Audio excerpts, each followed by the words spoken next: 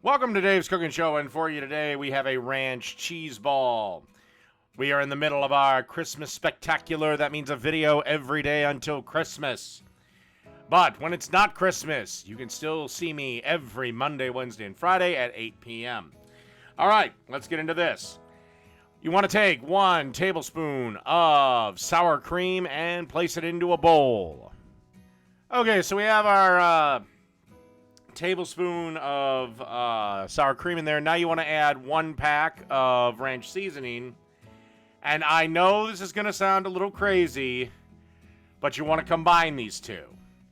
Just combine them, trying to get as much of the ranch seasoning on that tablespoon worth of sour cream as you possibly can.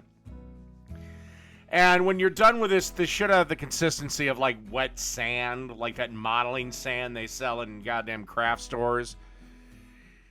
All right, so once we have that done, then we're going to add 8 ounces of sour cream to the mix, followed by 8 ounces of, or a half a pound of cheddar cheese. If you don't know what that is, those standard blocks they sell in any grocery store, that's your 8 ounces of cheddar.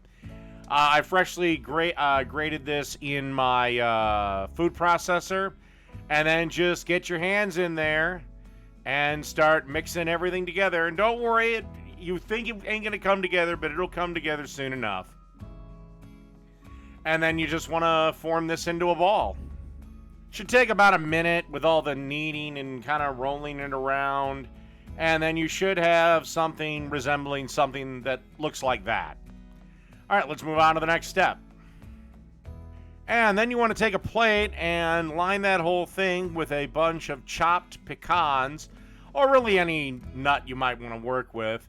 And then you just kind of want to roll this cheese ball around till it is evenly coated with the pecans. All right, you can see this. This is what it should look like. As you can see, I have it sitting on some pieces of wax paper.